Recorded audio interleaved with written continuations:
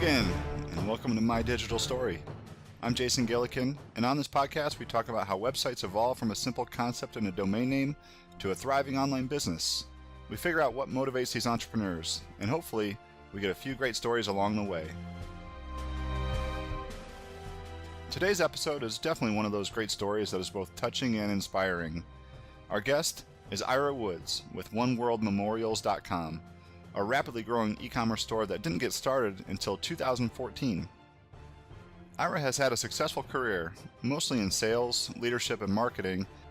I was the executive producer for a management training company, and they had developed a proprietary online training environment that was used by some larger companies for training, like Hewlett-Packard. But in 2014, Ira moved from his home in Las Vegas.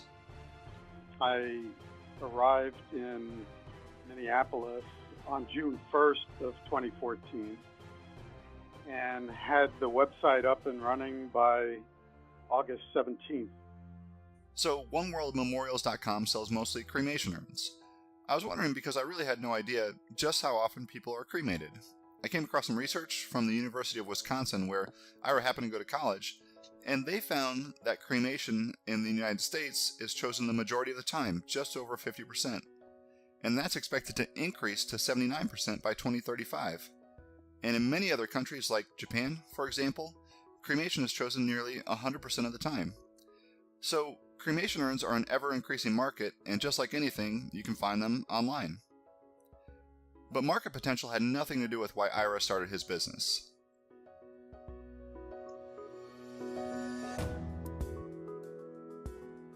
And so were you thinking while you're working there, one day I'm going to start up an e-commerce store? No, not at all. So I'll tell you how this transpired. I was living in Las Vegas at the time, and my wife got cancer. And so we collaborated on getting her healthy and going to doctors, and then there was chemotherapy and all kinds of different therapy she was going through. Oh. And after 2 years, she finally lost to the battle and passed away. So that inspired me because I was her primary caregiver, and she was wanting to die at home. Mm-hmm. She didn't want people around. She wanted a big fuss around her. She didn't want to be in a hospital or be anywhere. She just wanted to be at home. So luckily, I worked from home. I had my office there, because everything I did was virtual. So I was able to take care of her, particularly as, she got sicker and sicker. Went through that and experienced what it was like to be a primary caregiver for somebody, and not just somebody, but somebody you really loved and were close with and had a relationship with, right? So I was devastated when she had passed away. I mean, truly devastated. Yeah. And it surprised me. I didn't expect it. I wasn't anticipating anything like that. And so I was thinking of many of my friends who've been in very long-term relationships with their wives and families, and that they were going to go through this. And I knew for a fact that many of them weren't even thinking of this, because who wants to think of it, right? Right, yeah. So I started a blog, and the name of the blog was, and still is, Conscious Departures. And so I started taking all of my experience and putting it into writing. And I started getting followers from around the world, hospice nurses that were reading what I was writing, as well as hospice administrators and other caregivers. And it was great. I was just becoming part of this community. I thought, I really enjoy this. I really love having this camaraderie with people going through the same thing. And I met some fantastic writers. One writer in particular, we decided to collaborate, and we started a nonprofit, and we were going to turn that into something bigger and have all these interviews and so on, and really try to get across to the public what being a caregiver was like. But then business boomed. So our company just started taking off, and I found myself actually with more and more responsibilities. So I could never get the nonprofit off the ground. The blog that you started, was this while she was going through chemo or after she had passed? After. After, okay. And so it was about your experience in being a caregiver, and that had to be just an experience where you can get your feelings out there, and boy, that had to be really difficult, but had to be that positive experience also. Yeah, and people who read the articles I was writing, they really liked it because it was it was very practical. What is it to be giving somebody morphine every day and watching them completely incapacitated and zonked out from the morphine, and dying, and you thinking that you're the one that's killing them when you're not. It's, there are all of these things you just are totally unaware of. Every day you're faced with a challenge you never expected, and you don't know what to do.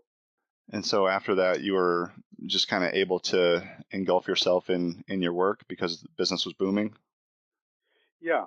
So, I got into work, I got into blogging, and then as I was trying to create this nonprofit, I ran into some people, and I was actually trying to assemble a board of directors for the nonprofit. Hmm. And somebody said, "Oh, you should sell cremation urns on the site you're gonna." I said, "No, I don't think so, but thanks for the idea." And they said, "Well, listen, if you think you want to do it, talk to me about it because I might be able to help." So I said, "Okay, let me think." And anyway, 2 years passed by. I never called them, and there was just no way I was gonna do this nonprofit. I was too busy. So I called the person and I said, "Sorry, it's been 2 years, haven't called you." They suggested, why not I start a site? I thought, maybe there's an opportunity to really be in an environment where I feel passionate right now. And so after going through some due diligence and meeting with people and so on, I decided to do it. So were you concerned at all that this would be sad for you? Like this would, you'd be thinking about your wife throughout, or is that a good thing? Yeah, it was a good thing. I allowed myself to go through grieving. I didn't really try to stop it or avoid it. Right. And the grief just kind of makes her alive again. Yeah. No, I just felt like I understood, that whoever the customers were that were going to contact us because my wife was cremated. And I actually went and bought two cremation urns. She and I bought one when she was still alive Hmm. with the funeral home, and then she decided that she wanted part of her ashes to come back to Minneapolis. She was originally from Minneapolis, and so I had to go get another urn after or just before she passed away, and I did that online, Hmm. and it was such a weird experience, that then I could relate to it. So when I was thinking of people buying cremation urns and other some related products online, I could relate to my own experience, what I was going through, how chaotic it was, everything that I didn't know, all of that. Sure. Yeah. And this conversation right now is making me think, nobody expects this to happen. And I should probably go over it with my wife, like what we want to do, because it's just an uncomfortable conversation, right? And nobody really wants to think about it, but it is something that you need to do. um, Yeah, and and at some point you have to. You're forced into it.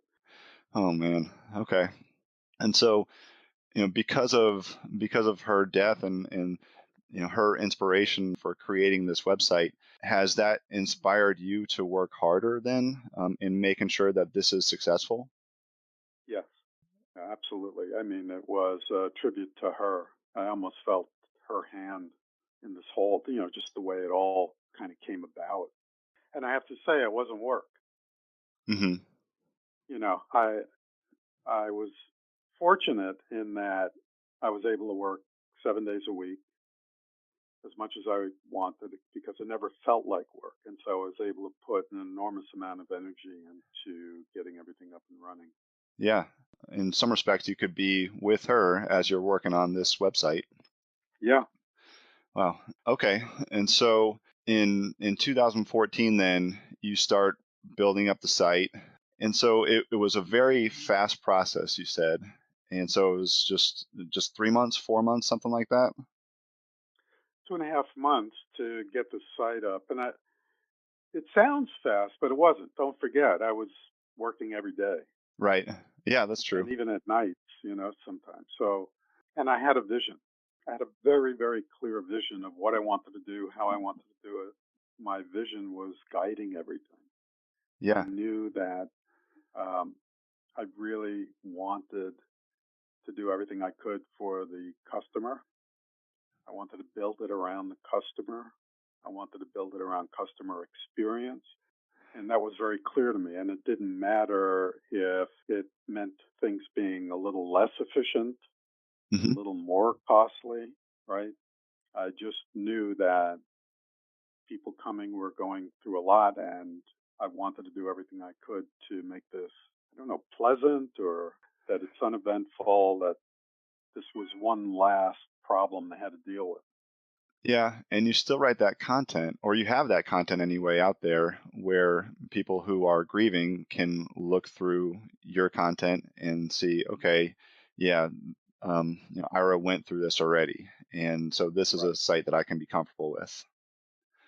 Yeah, And so 2.5 months to build the site, and it's on Shopify, correct?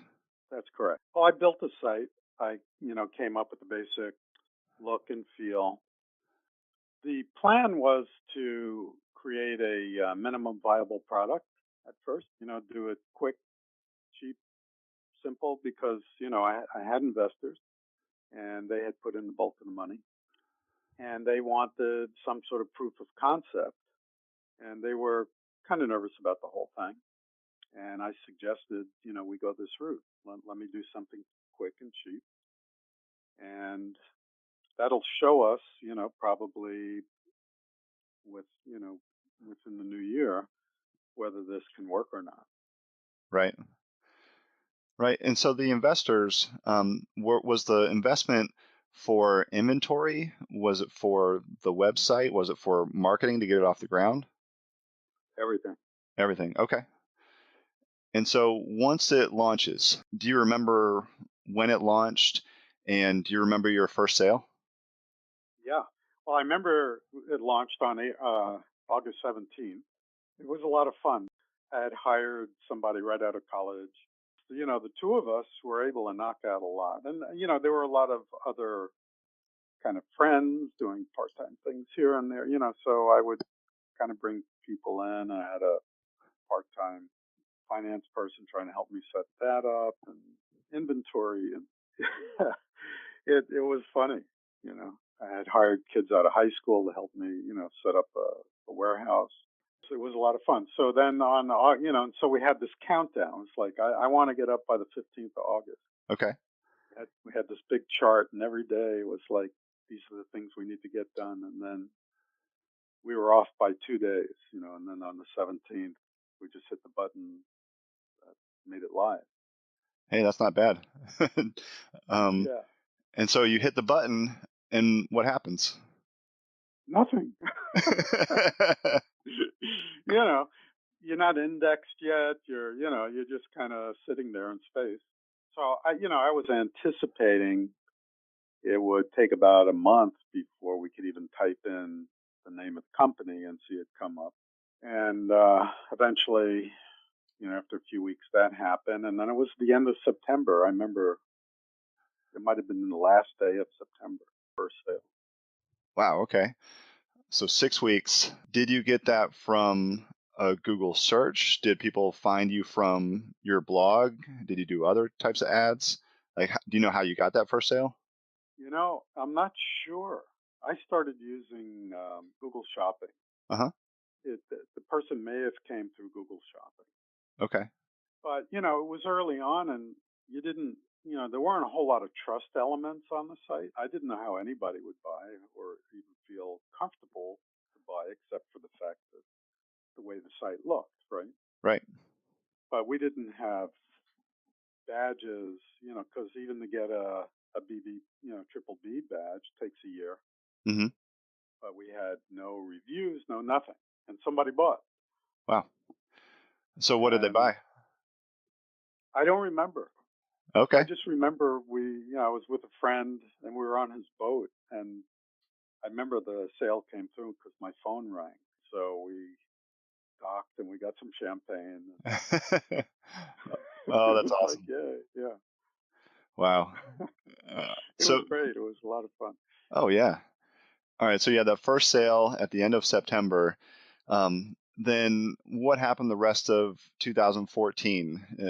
And at what point did you know what, this is going to work? Well, by the end of 2014, I think we were probably doing over 5,000 a month. Oh, okay. Yeah, that's great. And so, yeah, everything wasn't even in place yet. It's like you get the site up, but it's really a draft. You know what I mean? I mean, there wasn't a whole lot there, and we reached that point. And so it was clear, this is going to work. Yeah. And that's great. That's really fast then. You launched in mid-August, and by the end you're ready doing $5,000 a month. That is really fast. What were some of the ways that you were marketing the site then? By the end of the year, we were trying to earn SEO, right, organic traffic, and rankings on keywords and that sort of thing. But it was, it was so early in the game. We were at the bottom of the heap, so we were ranking. We weren't even ranking. I mean, I can't even say we were ranking. The only keywords we were ranking for was our name. That was it, and everything else. I mean, it wasn't even at 100. You know what I mean? We were beyond 100, probably like 500. Beyond beyond the level where you go to actually check. You're not going to check to That's right. 500 Yeah. I mean, I would go out to like page 50 on a Google search, and still, and just you could hope. never find it. Yeah. Yeah. I was very religious about it. My approach, I said, look, the organic traffic is going to take a couple of years, Yep. for it to kick in. And what I want to do is be steady at it. It's like religious. Every Wednesday, we're gonna post, we're gonna publish something, and we're gonna get it on social media, and this is gonna happen. And that's what I did. Come Okay. hell or high water, it didn't matter. Right. Sick, snowing, dinosaurs. It didn't matter what was going on. Wednesday came along, I just stopped everything I was doing, right, and made sure that it was fine. That goes on till today. Okay. And these are blog posts that are going to social media outlets too? Yeah, yeah. And so you said you expected it to take a couple of years to get some good rankings. Is that what happened?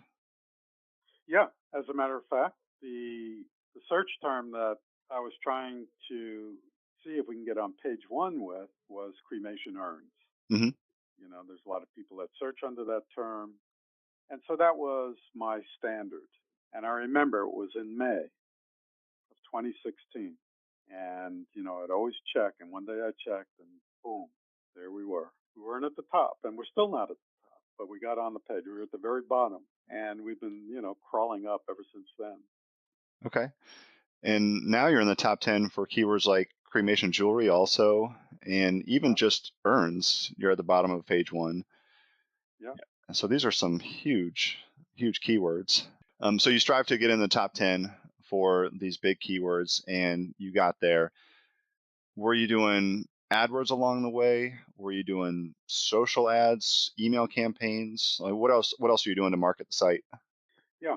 So, like I said, we started out with Google Shopping, then we went into AdWords, and that that took some time because unless you're going to be optimized in that area, you're just going to lose money. And I remember when we started out, it was brutal using AdWords, Google Shopping. Yeah, I think we were paying as much as $130 for a sale, and our average order in those days was about that much. That wasn't really effective, so I kept it limited. Yeah, and I think AdWords campaigns, when you're spending too much money, sometimes it has to do with just bidding on those huge keywords. right? So like if you're bidding on specifically urns or cremation urns, and those short tail keywords, sometimes it's not going to convert nearly as well. And then sometimes you just have to put in your time. Sometimes you have to put in your time to get the quality score up. And then sometimes you're just dealing with those companies that are willing to take a loss just so that you don't get that, that market share. Anyway, Yes, exactly. Yeah, and our competitors, some of them who do use AdWords, they use paid advertising quite extensively. And then um, we also got involved in user-generated content with, reviews and photos that our customers would put in, and that really did a lot. hmm That was like turbocharging everything. Once we had reviews, and we were getting great reviews because of the kind of service we were giving, and so that feeds on itself. Through that, we've generated a lot of sales. We have found that because of the user generated content, that we get a boost of about 600%. yeah, that's huge. And Google likes that for rankings, but it's going to help with conversion rate optimization. Shoot, 600%. That is that is a big difference. It's kind of mind blowing. Yeah, when you see 2,724 certified reviews, that means a lot. Yeah. And so you seem to be building up the company, and you've built it up quite a bit since 2014. What's your biggest challenge right now as you're trying to grow even further? The biggest challenge is maintaining the level of accuracy and customer service that I originally envisioned. We get a lot of orders, and the orders are growing and they're becoming more sophisticated. Thus, we've had to hire a lot more people, and we don't want to outsource the fulfillment part of it. We want to have control over that because I felt that every touch point with the customer was important, and that fulfillment was particularly important as a touch point because that was the one time we actually walked into a person's home. And so the way we would do the boxes, the little embellishments we would add to the order that was totally unexpected of the person getting it. For instance, one person in the company is a very good crafts person. She developed cards, and the people doing the fulfillment would sign each card, and on the card was a poem. And so it was Beth and shipping, and this blew people away. It was such a small thing, but people were just so shocked to have a human touch. And so these were the kinds of things I look for. And so as we continue to grow, it's being able to do that and still get all the orders out on time and get them out accurately, and so on. That's becoming a challenge. Yeah. Yeah, I'm sure when people buy online, they expect to give up that warmth. And then for you to give that to them has to mean a lot. And you say it blew people away or it blows people away. So do you get calls and emails and letters sometimes from these people? Absolutely. Yeah, That has to be really fulfilling for you. it is. Yeah. Yeah. Wow. Yeah. And so as you're growing, though, I can see how that can be a challenge of trying to make sure that that warmth goes into every sale. But one thing I always ask is, what advice would you give to someone thinking of starting up an e-commerce store? My first piece of advice is realize it's going to take more than you think. There's a tremendous amount of detail you're going to need to be aware of and take care of.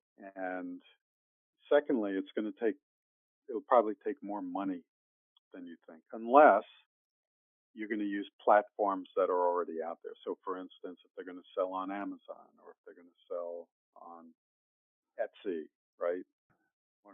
Somewhere in one of the marketplaces, or set up a Yahoo store. There's a lot of easy ways to get started. And so I would say, unless you got really deep pockets. You may want to start out with the easiest way possible and see if that works. Some of these marketplaces are fairly matured, you know what I mean? And they've developed a lot. So to do well on Amazon is not as easy as it was, let's say, 10 years ago. Yeah, absolutely. And you are so right about it, it requiring more time or more money than you think. Because many people think, okay, well, I can start up a website. But it's all those little things, even things like setting up a bank account, for example, can take a long time. Yeah, you yeah.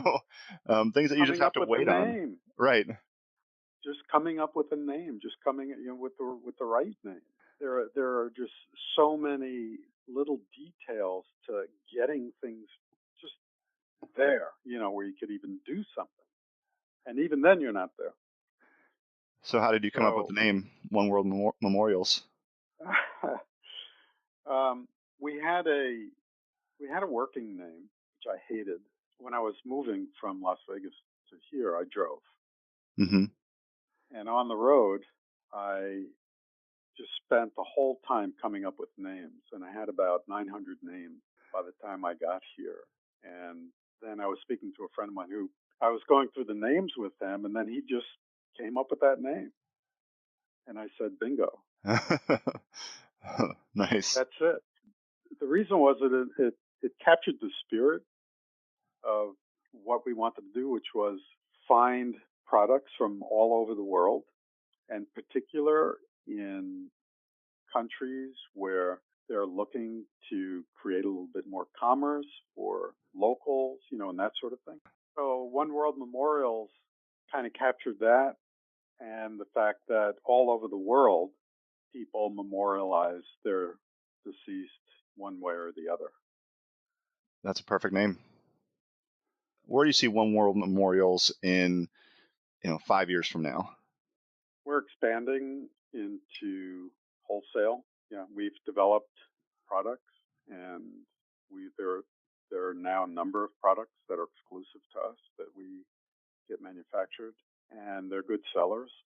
And so, one of the interesting things that have happened over time is that we get calls several times a week by either funeral homes or other companies who are looking to get urns or other, similar products, and they want to know if we wholesale. We're getting into that now. Okay. All right. Wow. Yeah, that could be. I mean, that could be huge for you guys. Yeah, It sounds like an exciting time there. it is. Yeah. It's always nice having challenges because of growth, right? Yeah. Yeah. Exactly. Yeah. I imagine your investors are happy, and your wife looking down is happy as well. Just to see you take this and make it in her honor, really. Yeah. She would be shocked. She'd go, "How did you do that?" oh, that's awesome. Well, that seems like a pretty good place to end our conversation. It's truly inspiring to see how Ira could turn a personal tragedy into a successful business. If you'd like to share your story of how you built your e-commerce business, or if you're looking for help with online marketing, leave a comment, give us a call, send us an email. We'd love to hear from you. To wrap up, I'll leave you with Ira's words from his personal blog, which you can find at conscious-departures.org. Ira says, "My hope is that this site may encourage someone to take the time to talk about and prepare for dying, and to do it when their loved ones are alert and able to communicate, whether it be a spouse, parents, grown children, friend, significant other, etc. I can assure you that you'll never regret the time you take to discuss the subject with them. It may not be easy, but the discussion, planning, and research you do now will result in a more conscious and beautiful period of departure."